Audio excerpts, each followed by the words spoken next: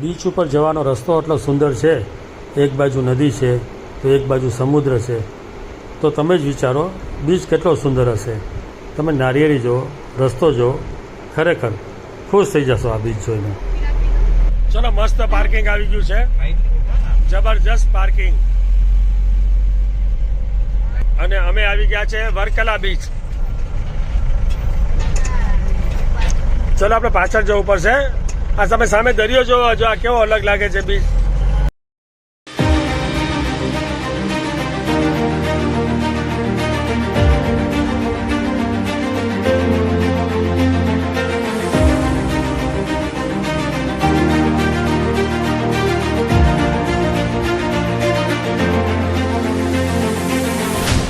આ છે વર્કલા અને આ વર્કલાનો છે ક્લિફ બીચ. હવે તમે જુઓ આ ક્લિફ બીચ શું કામ કહેવાય છે? આ ઉપર આ ક્લિફ બનેલી છે, એટલે કે ટેકરી ગુજરાતીમાં, અને એની નીચે આ બીચ છે. તમે ઘણા પિક્ચરમાં જોયું હશે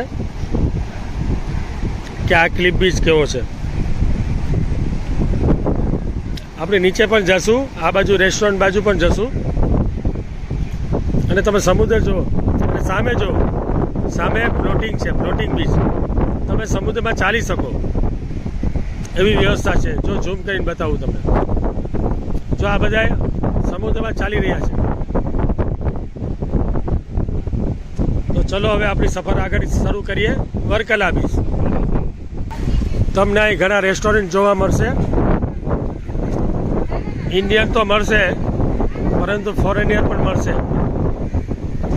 તમને એમ થશે કે હું કાફેમાં આવી ગયો. અને આ જો હમણાં ગેસ નીકળશે બહાર. ન નીકળે. વાહ, આ સિટિંગ પર તમે બેસો અને સામે બીચ હોય, કેટલો આનંદ આવે. આ જે માર્કેટ છે, માર્કેટ પણ જબરજસ્ત છે શર્માજી.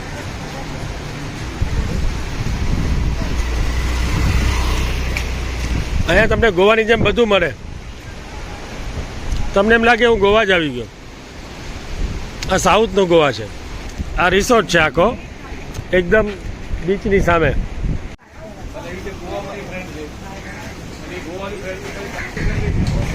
જો અહીંયા રૂમ પણ મળે છે ને, આ તમે નીચે જો.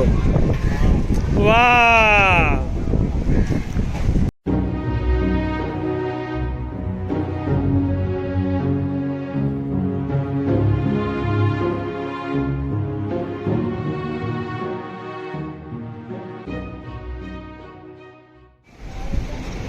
આની અંદર પણ પૂરું માર્કેટ જ છે. ખરીદી અહીંયા મોંઘી જશે. અહીંના બધા રેસ્ટોરન્ટ છે ને, એ પ્લસ પોઈન્ટ છે. તમે જુઓ,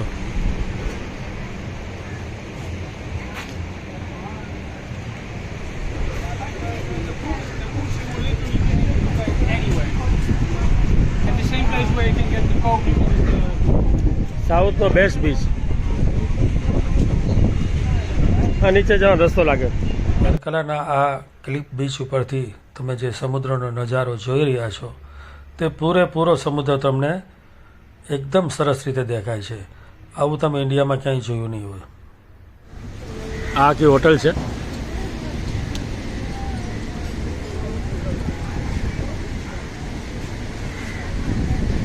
લોકો અહીંયા બેઠા છે.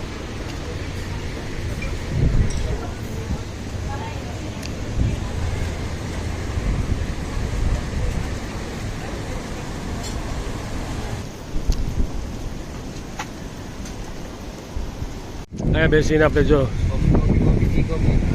ચા કોફી પીધી હોય તો મજા આવી જાય. એમાં આ બહારમાં ગયા હોય તો ને કોફી મળે. એમાં તમે જો આ ટાઈપનું પાછળથી તમને બીચ દેખાતો હોય. શું કહેવાનું તમને.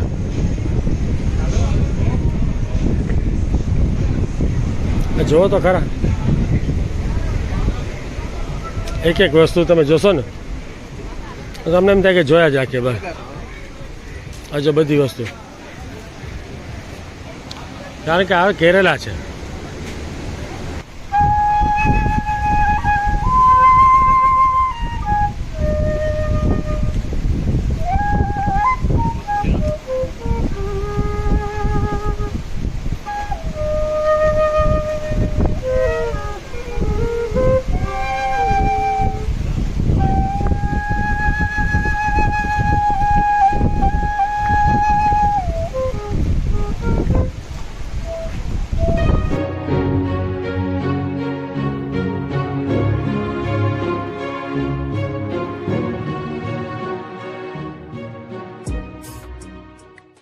ઉપર હતા ક્લિપ ઉપર, લોકો જો આવી રહ્યા છે ઉપરથી, એમ અમે પણ ત્યાં સીડી ઉપરથી નીચે આવ્યા.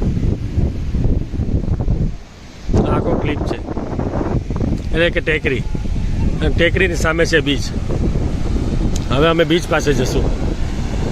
અત્યારે સમુદ્ર એકદમ ગાંડો છે, મોજા એકદમ ઉછળી રહ્યા છે, એટલે જાળી રાખેલી છે. આ ડેન્જર એરિયા છે, તમે જો લખેલું છે ને, તો ધ્યાન રાખજો ભાઈ નાવામાં.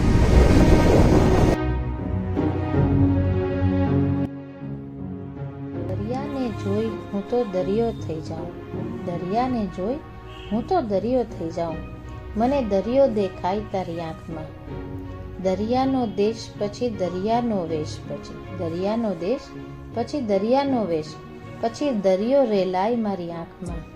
દરિયાને જોઈ હું તો દરિયો થઈ જાઉં, પછી દરિયો દેખાય તારી આંખમાં. હવે ધીમે ધીમે સાંજ પડી રહી છે. લોકો નાવાની મજા લઈ રહ્યા છે. આ તમે સામે જો, આ છે ફ્લોટિંગ બીચ. નજીકથી બતાવો ફ્લોટિંગ બીચ શું છે, તો તમને ખ્યાલ આવશે કે ફ્લોટિંગ બીચ શું કહેવામાં આવે છે.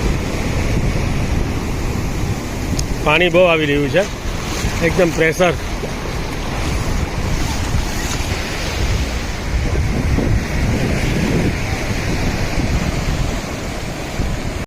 જો આ ટાઈપનું છે ને, અહીંયા ફ્લોટિંગ પણ થાય છે. અહીં રાઈડ પણ આવી થાય છે. તમે રાઈડ જુઓ. અહીં તમે કંઈ નામ લખી શકો તમારું? અચ્છા, એવું છે. તમે જે જોઈ રહ્યા છો એ છે ફ્લોટર બીચ. આ એક એવી વસ્તુ છે કે તમે એની અંદર જઈ શકો. આની એન્ટ્રી ફી છે 120 રૂપિયા. તમે સમુદ્રમાં અંદર સુધી જઈ શકો છો અને દરિયાના જે તરંગો છે એની મજા લઈ શકો છો. તમે જુઓ કેટલું મસ્ત છે. તમે જોયું છે કે અહીંયા આવું ઇન્ડિયામાં? તો મને ખાસ કોમેન્ટ કરજો કે આ કઈ જગ્યાએ આવેલું છે. હા, આના સિવાય હો, અહીંયા તો છે જ, આના સિવાય ક્યાં છે ખાસ કહેજો. આનો ટાઈમિંગ છે સવારે 7 થી સાંજે 6 વાગ્યા સુધી. પૈસા આમાં લખેલા નથી, પરંતુ મને ખ્યાલ છે.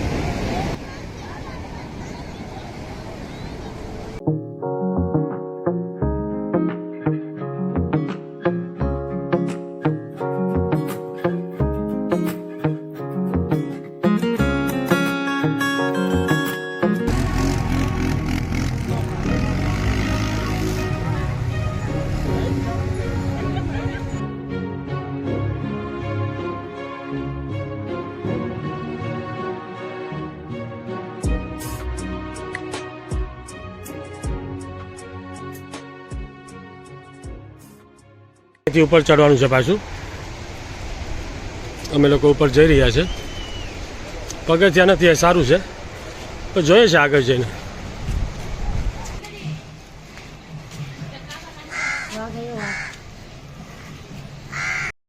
નીચેનો તમે જે નજારો જોઈ રહ્યા છો એ છે ફ્લોટર બીચ.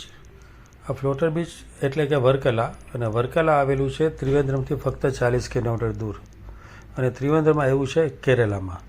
તો જ્યારે પણ કેરળ આવો ત્યારે વલકરા આવવાનું ભૂલતા નહીં. અહીંના બીચ બહુ સુંદર છે.